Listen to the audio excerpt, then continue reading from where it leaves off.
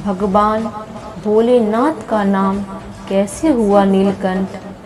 जो भी इस कथा को पूरा सुनेगा उसकी हर मनोकामना पूरी हो जाएगी। एक बार दुर्वासा ऋषि अपने शिष्यों के साथ शिवजी के दर्शन के लिए जा रहे थे। मार्ग में उन्हें देवराज इंद्र मिले। इंद्र ने दुर्वासा और उनके शिष्यों को विनम्रता पूर्वक प्रणाम किया। तब दुर्वासा ने इंद्र को आशीर्वाद देकर भगवान विष्णु का पारिजात पुष्प प्रदान किया। इंद्रासन के गर्भ में चूर इंद्र ने उस पुष्प को अपने ऐरावत हाथी के मस्तक पर रख दिया। उस पुष्प का स्पर्श होते ही ऐरावत सहसा भगवान विष्णु के समान तेजस्वी हो गया। उसने इंद्र का परित्याग कर दिया और दिव्य पुष्प को कुचलते हुए वन की ओर चला गया। इंद्र द्वारा भगवान विष्णु के दिव्य पुष्प का तिरस्कार होते देखकर दुर्वासा ऋषि के क्रोध की सीमा न रही। उन्होंने देवराज इंद्र को वैभव लक्ष्मी से हीन हो जाने का श्राप दे दिया। दुर्वासा मुनि के श्राप के फलस्वरूप लक्ष्मी उसी क्षण स्वर्गलोक को छोड़कर अदृश्य हो गईं। लक्ष्मी के चले जाने पर इंद्र आदि देवता निर्मल और धनहीन हो गए। उनका वैभव लुप्त हो गया। इंद्र को बलहीन जानकर दैत्यों ने स्वर्ग पर आक्रमण कर दिया और देवगण को पराजित करके स्वर्ग के राज पर अपना परचम फहरा दिया। तब इंद्र देवगुरु बृहस्पति और अन्य देवताओं के साथ ब्रह्मा जी की सभा में उपस्थित हुए। तब ब्रह्मा जी बोले, देवेंद्र, भगवान विष्णु के भोग रूपी फूल का अपमान करने के कारण रुष्ट होकर भगवती लक्ष्मी तुम्हारे पास से चली गई हैं। उन्हें पुनः प्रसन्न करने के लिए तुम भगवान नारायण की कृपा दृष्टि प्राप्त करो। उनके आशीर्वाद से तुम्हें खोया वैभव पुनः मिल जाएगा। इस प्रकार ब्रह्मा जी ने इंद्र को विश्वास दिलाया और उन्हें लेकर भगवान विष्णु की शरण में पहुँचे। वहाँ भगवान विष्णु भगवती लक्ष्मी के साथ विराजमान थे। देवगण भगवान विष्णु की स्तुति करते हुए बोले, भगवान, आपके चरणों में हमारा बारंबार प्रणाम। भगवान, हम सब जिस उद्देश्य से आपकी शरण में आए हैं, कृपा करके आप उसे पूरा कीजिए।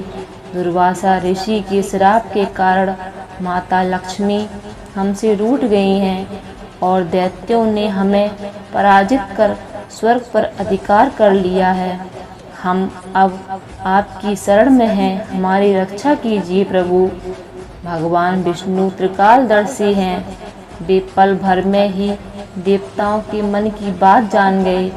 तब वे देवगढ़ से अपने वैभव लौटाने के लिए दानवों से दोस्ती कर उनके साथ मिलकर समुद्र मंथन करने को बोले।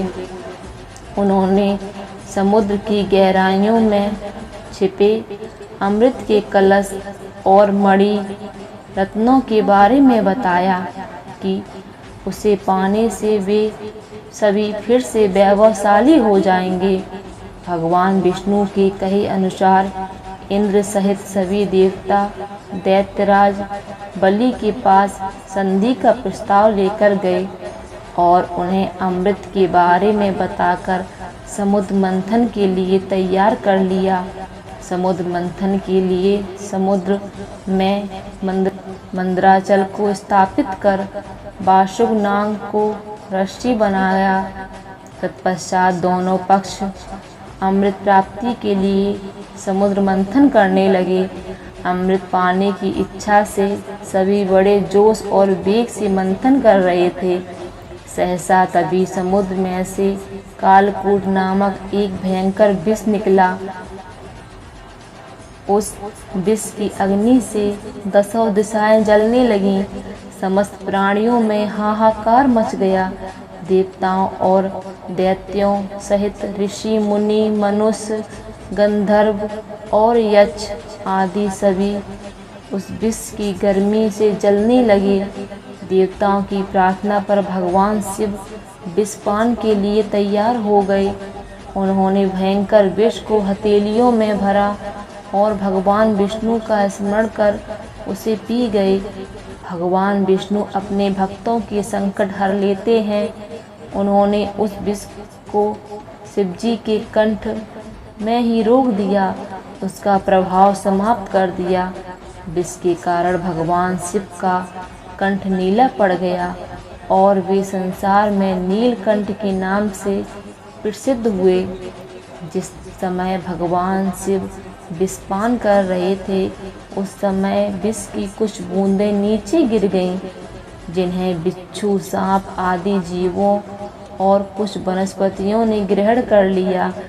इसी विष के कारण वे विषैले हो गए। विष का प्रभाव समाप्त होने पर सभी देवगण भगवान शिव की जय जयकार करने लगे। हालाहाल के बाद समुद्र में कामधेनु गाय प्रकट हुई। वह यज्ञ, हवन आदि सामग्री उत्पन्न करने वाली थी, अतः उसे ऋषि मुनियों ने ग्रहण कर लिया। उसके बाद 7 मुखों वाला एक अश्व निकला। वह चंद्रमा के समान श्वेत वर्ण का था। उसकी सुंदरता से प्रभावित होकर उसे दैत्यराज बलि ने ग्रहण कर लिया। समुद्र में श्वेत वर्ण का ऐरावत निकला। उसे अपना वाहन बनाने के लिए इंद्र ने ग्रहण कर लिया। उसके बाद मणि प्रकट हुई, उसे श्री विष्णु ने धारण किया। समुद्र मंथन से कल्प वृक्ष तथा अनेक सुंदर अप्सराएं भी प्रकट हुईं। इनके बाद ऐश्वर्य और भोगों की देवी लक्ष्मी प्रकट हुईं। वे भगवान विष्णु की नित्य शक्ति हैं। देवी लक्ष्मी समुद्र की पुत्री के रूप में उत्पन्न हुई थीं। उन्होंने प्रकट होते ही भगवान विष्णु को वरमाला डालकर अपना पति स्वीकार कर लिया। अंत में समुद्र से एक दिव्य पुरुष प्रकट हुआ। दिव्य वस्त्र आभूषणों से सुशोभित वे दिव्य पुरुष श्री विष्णु के अंशावतार और आयुर्वेद के प्रवर्तक वैद्य धन्वंतरी थे। उनके हाथों में अमृत से भरा कलश था। उन्हें देखकर दैत्यों ने समुद्र मंथन छोड़कर उनसे अमृत का कलश छीन लिया। तब भगवान विष्णु ने मोहिनी अवतार धारण करके देवताओं को अमृत पान करवाया। इस प्रकार सभी देवता वैभव से संपन्न होने के साथ साथ अमृत पान कर अमर हो गए।